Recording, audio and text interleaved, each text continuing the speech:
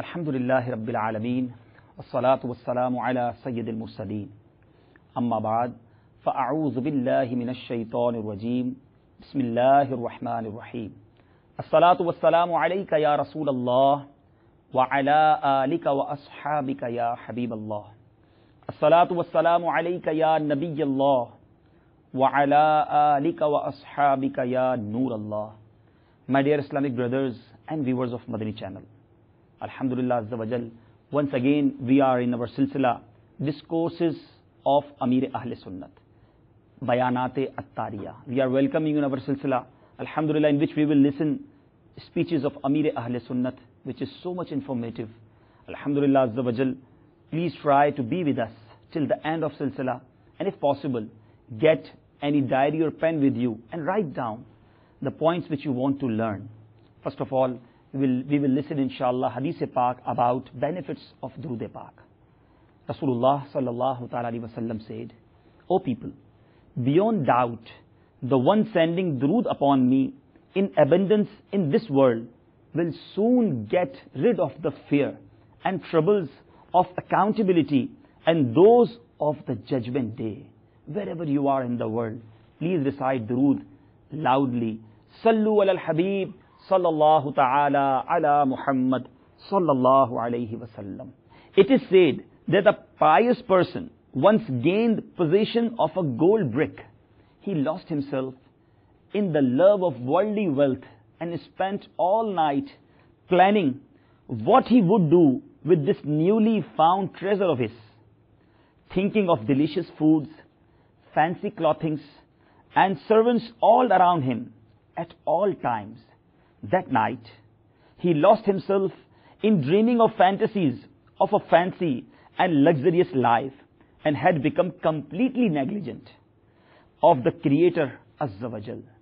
When he left his house in the morning day, dreaming of his previous night's fantasies, he passed by a cemetery wherein he saw a man using the soil of a grave to make bricks.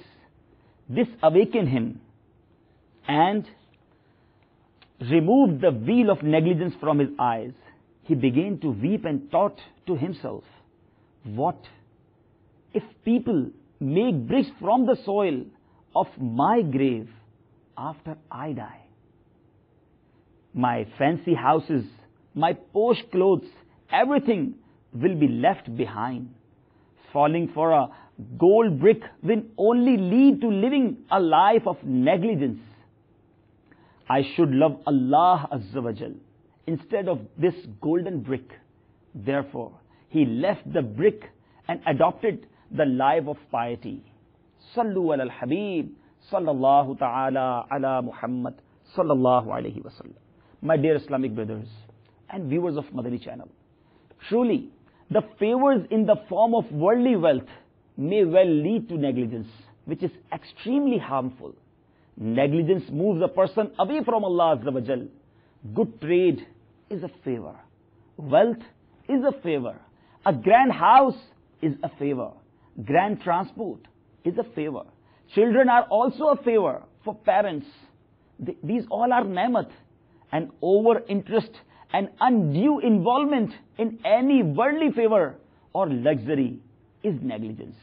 The 9th verse of Surah Munafiqun, Para 28, Part 28 says, Bismillahir Rahmanir Rahim. Ya ayyuhalladhina amanu la tulhikum amwalukum wala awladukum an dhikrillah. وَمَنْ يَفْعَلْ ذَلِكَ فَأُولَٰئِكَ هُمُ الْخَاسِرُونَ. Translation of Kanzul Iman, Imam Ahl Sunnat, reviver of Sunnah, Maulana Shah Imam Ahmad Rada Khan alayhi rahmatur rahman translated in his translation Kanzul Iman. O you who believe, do not let your wealth or your children distract you from the remembrance of Allah Azza wa Jal.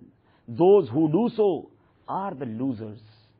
The foregoing verse contains ample lesson, especially for those who reject the invitation to goodness and salah by saying, I am busy earning livelihood, getting sustenance And satisfying the needs of family is also a good deed. When I have time, I'll join you in the masjid. Certainly, it is negligence that makes a person utter such sentences.